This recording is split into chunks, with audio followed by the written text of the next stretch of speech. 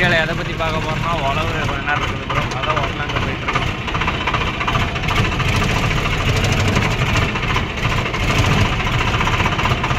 போயிட்டு 9 கிலோ தான் எல்லாம் மழை. அவ்வளோதான் பருப்பு போடுற அளவுக்கு ஃபீல் ரெடி பண்ணியாச்சு. மழை எல்லாம் பெஞ்சு கெடுத்து போச்சு. அவ்வளோதான். ரோட்டுக்கு போயிட்டு வீடியோ கண்டிப்பாக இந்த அளவுக்கெல்லாம் நம்ம ஃபீல் ரெடி பண்ணியாச்சு. அவ்வளோதான். மழை ஈரம் காஞ்சோன்னையுமே கடலக்கொட்டை போடுறதான் ப்ரோ. இந்த டைம் யார் யாரெல்லாம் வெளில போகிறீங்கிறத எனக்கு மறக்காமல் கமெண்ட் பண்ணுங்கள். இந்த டைம் போகலாமா போவேணாமாங்கிற 2 ஐடியாவில் இருக்குது. எல்லா வண்டியோட 704 XT 5 ஸ்டார் இருக்கிற வண்டி வந்து உழவுக்கு செம மைலேஜ். அதனால தான் அதிக வீடியோ பார்த்துக்கிட்டிங்கன்னா XT வந்து எந்த வேலை இருந்தாலும் சரி XT வந்து மெயினாக உழவு பண்ணுறது இது காரணம். இது ஒன்று தான். எல்லா வண்டியோட மைலேஜ் வந்து கன்சப்ஷன் வந்து ரொம்ப அதிகம் அந்த வண்டி. அதுக்கு ஓட்டுறதுக்கும் நல்லா சொகுசு. பார்த்துக்கிட்டிங்கன்னா இந்த கார்டு வந்து ஹை ஃபஸ்ட்லேயே ஓட்டலாம் ப்ரோ. ஒரு 1400 RPM செட் பண்ணிக்கலாம். அதே மாதிரி உழவு கலப்பைக்கு வந்து சிவப்புலி வர சுராஜில் பொறுத்த வரைக்கும் சிவப்புலி வர கீழே இறக்கி கருப்புலி வர கீழே இறக்கி விட்டு சிவப்புலி வர வந்து கரெக்டாக இந்த அளவுக்கு வச்சுங்க. ஓரளவுக்கு த்ரீடிக்குள்ளே போச்சுங்க. அப்புறம் இதை ஃபுல்லாக இறக்கி விட்டிங்கன்னா கூட வண்டி ஃப்ரீயாக போகும். வண்டி லோடு வாங்காமல் டெம்ஸும் நல்லாவே எடுக்கும்.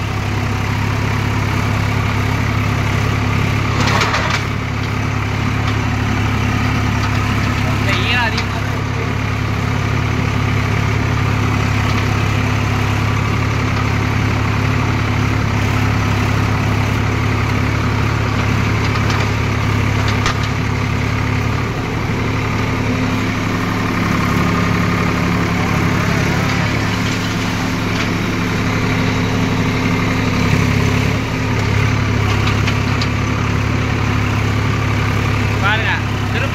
பிரேக்கு மேலே காலே வைக்க தேவையில்லை. அட்டை அடிச்சிங்கன்னா அது வாட்டில் போய்கிட்டே இருக்கும். ஆனால் வண்டி weight, front weight, back weight.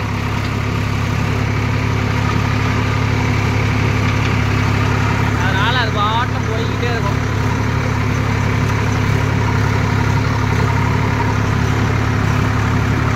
Top வேறு எல்லாம் கிழித்து போச்சுருக்கோம். டாப் வேறு எடுக்கணும். எல்லாம் வந்து பட்ஜெட் பண்ணுற குறையணும். அதுக்கிட்ட புது வண்டி வேறு, புது போட்டி வேறு, பருப்பு போட்டி வேறு, அதுக்கு வேறு புது செஞ்சு அதில் வேறு ஒரு 1.5 லட்சம் ரூபாய் கிழிக்குது.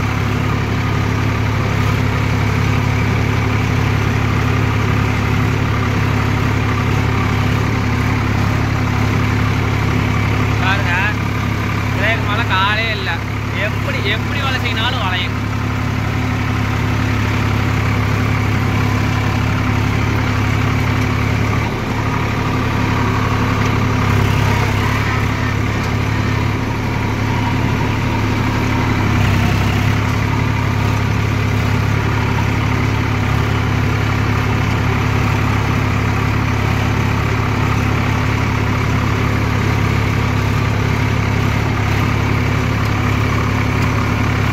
வண்டி வந்து உழவுக்கும் பக்காபுரம் செம்ம மைலேஜ். அதிகபட்சம் ஃபுல்லாக இறக்கி விட்டீங்கன்னாவே 4 காலம் தாண்டதே பெரிய விஷயம். வேற குட்டாங்கட்டுக்கும் இது வேற பெரிய செலவு. இந்த டிரைவர் எல்லாம் கடுப்பாகிறதே இதனால தான். காட்டுக்காரங்க அப்போ எல்லா காட்டுக்காரங்களையும் சொல்ல முடியாது. ஒவ்வொரு காட்டுக்காரங்க பண்ணுற தப்புனால ரிவர்ஸ் போட்டு எடுத்தங்காட்டி டிரைவர் தவிடுது.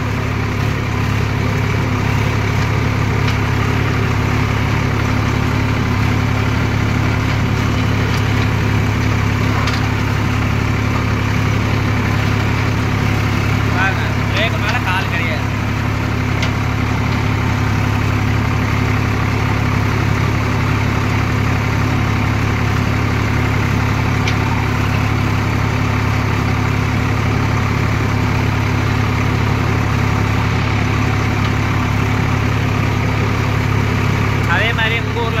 மழை பெஞ்சிருக்குது என்னங்கிறத மறக்காமல் கமெண்ட் பண்ணுங்க ப்ரோ. நாங்களும் தெரிஞ்சுக்கிறோம்.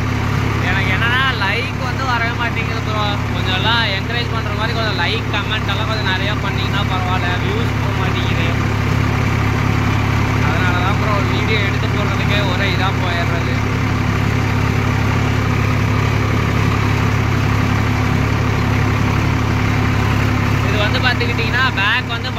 Size tyre. ஃப்ரண்ட் வந்து 7.50க்கு 16 ப்ரோ, பெரிய டயரு.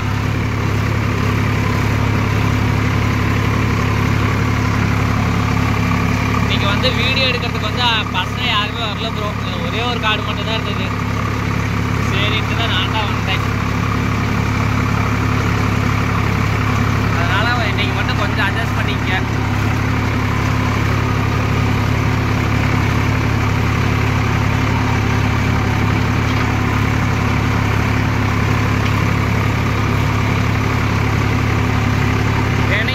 கள்ளப்பருப்பு போடுறாங்கன்னா ஃபஸ்ட்டு சால் வந்து வயலில் வந்து நெட்டில் இருந்ததுன்னா குறுக்கு சால் ஓட்டி நெட்டு சால்லே ஓட்டுங்க. வயலில் வந்து எந்த பக்கம் வந்து அகலம் கம்மியாக இருந்தால் நெட்டு சால் ஓட்டுங்க. அகலம் அதிகமாக இருந்து நீளம் கம்மியாக இருந்ததுன்னா குறுக்கு சால் ஓட்டுங்க. ஏன்னா ஃபஸ்ட்டு நெட்டு சால் ஓட்டிட்டு அப்புறமா குறுக்கு சால் ஓட்டிட்டிங்கன்னா அடுத்தது கள்ளப்பருப்பு போடையில் வந்து அது வந்து ஒரு நெட்டு சாலாக போயிடும். நல்லாயிருக்கும். கள்ளப்பருப்பு போடுறதுக்கே வந்து ஈஸியாக இருக்கும். அது ஒரு உழவாயிரும். பருப்பு எவ்வளோ ஆழத்தில் போகுது என்ன ஏதுங்கிறது அது கரெக்டாக தெரியும். அடுத்தது பருப்பு ஓட்டையில் வந்து நான் உங்களுக்கு வீடியோ எடுத்து போடுறோம் ப்ரோ. கண்டிப்பாக இந்த மாதிரி ரெகுலராக வீடியோ வரும். வீடியோ எடுத்து போடுறேன். அதனால என்னென்ன ட்ரிக்ஸு, எப்படி ஆளை விடணும், எந்தெந்த காட்டுக்கு எத்தனை ஏக்கருக்கு எத்தனை வெள்ளை உழுவுற மாதிரி பருப்பு போடணும், டிப்ஸு, மெயின்டெனன்ஸு எல்லாமே தெளிவாக நான் உங்களுக்கு சொல்கிறேன்.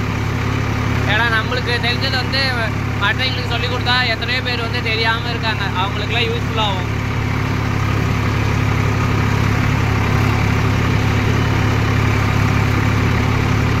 ஹை பஸ்ஸில் தான் ப்ரோ ஓடிட்டுருக்கு.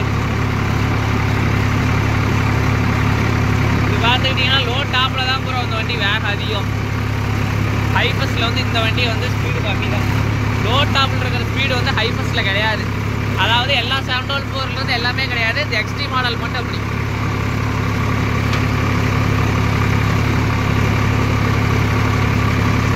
அதனால தான் மற்ற வண்டிக்காரங்களாம் கேட்டாங்கன்னா சுராஜ் வச்சுருக்கீங்களே கேட்டாங்கன்னா எந்த கீட்டில் ஓட்டுறேன்னு கேட்டால் ஹை பஸ்ட்டு அப்படின்னோம்னா ஹை பஸ்ட்டா அவ்வளோ ஸ்பீடா அப்படிங்கிறாங்க. அவ்வளோ ஸ்பீட்லாம் இல்லை ப்ரோ. உண்மையே சொல்ல போனோன்னா லோ டாப்போட வந்து ஹை பஸ்ட் வந்து ஸ்பீடு கம்மி தான்.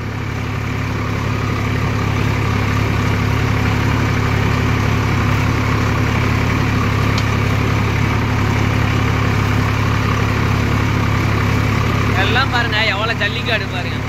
அதெல்லாம் ரொட்டாட்டர் போட்டால் கத்தி சும்மா அப்படியே சரன்னு தெரியும்.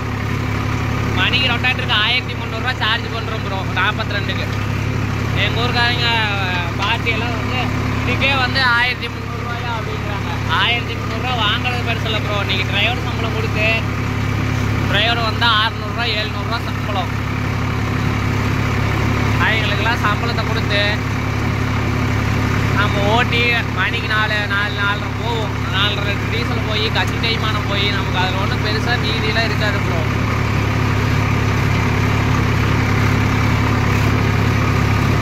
ஏன்டா மீதி இல்லாத தொழிலை செய்கிறீங்க அப்படின்னு கேட்காதீங்க. என்ன பண்ணுறது? அதாவது எல்லா காட்டிலையும் மீதி இல்லைன்னு சொல்ல முடியாது ப்ரோ. வயக்காடு பட்டறையாக இருந்தால் கண்டிப்பாக அதில் ஒன்றுமே இருக்காது. வீட்டு காட்டுறதுன்னா கொஞ்சம் ஏதோ பார்க்கலாம், எதிர்பார்க்கலாம். வெறும் வயக்காடு பட்டறையாக தான் ஓட்டுறேன் டெல்டா மாவட்டம் அப்படின்னாலாம் வாய்ப்பே இல்லை. அதெல்லாம் எப்படி தான் எவ்வளோ தான் வாங்கி சார்ஜ் பண்ணுறாங்களோ தெரியல.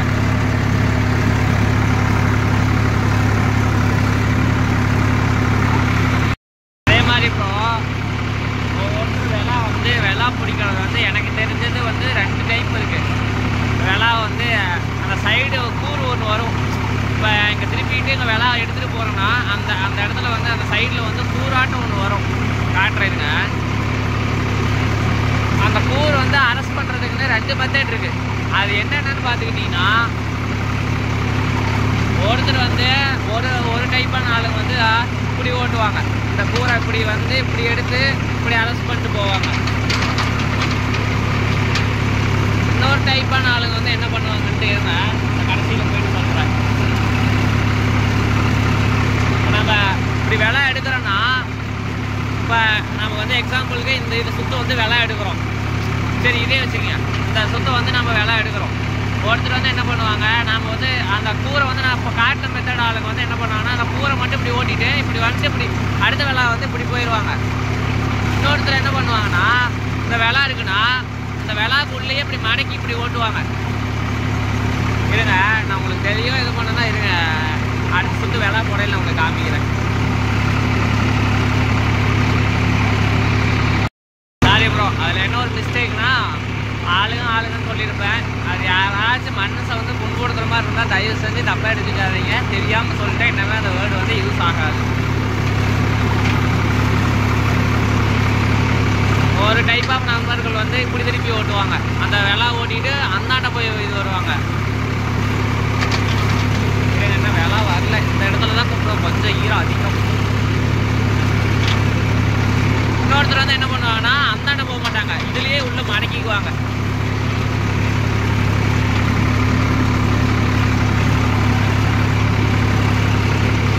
அதுக்கு அதே மாதிரி வந்து வெலா வந்து அதிகமான வேலைலாம் போடாதீங்க. அரை வயலுக்குலாம் வேலை போடாதீங்க. கரெக்டாக 4 சுற்று கணக்காக இருக்கிற மாதிரி வேலை போடுங்க. இந்த இடத்துல என்ன ஆயிடுச்சுன்னா வீடியோ எடுக்கையில் ஸ்டேரிங்கை ஆட்டிட்டு போகிறோம், அதனால தான் உலகம் கோணையாக போயிடுச்சு. ஸ்டேரிங் எடுக்க ஆள் இருந்தால், வீடியோ எடுக்க ஆள் இருந்திருந்தா வெளியோ ஓட்டலாம். என்ன பண்ணுறது, ஆள்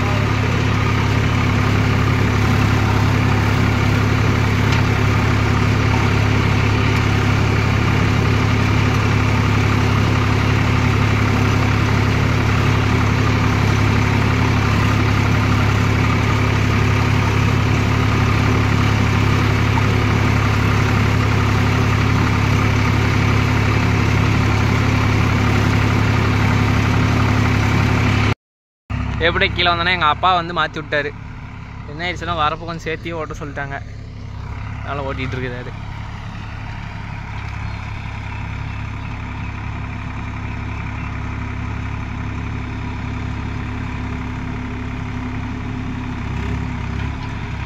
பாருங்க, எல்லா காடுமே எல்லாம் ஓட்டி ரெட்டியாக இருக்கு. எல்லாமே கலப்பை போடுற காடு மட்டுமே.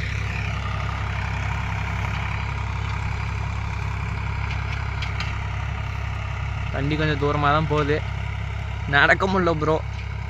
அதுதான், வேறலாம் ஒன்றும் இல்லை.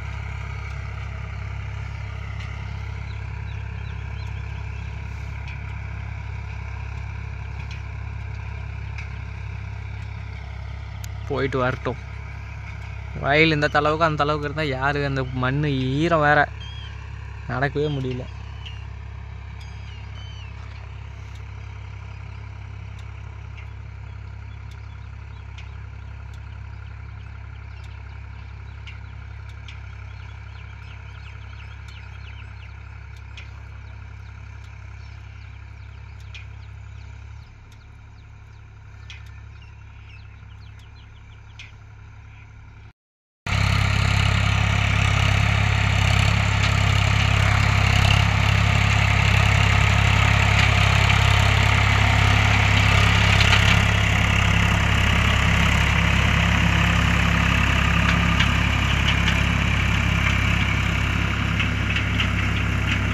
ஓகே ப்ரோ, அவ்வளோதான். நான் 4 சுற்று நானும் இதோட வீடியோ முடிச்சுக்கிறேன். மீண்டும் ஒரு நல்ல வீடியோவில் சந்திப்போம். 4 சுற்று தான் இருக்குது.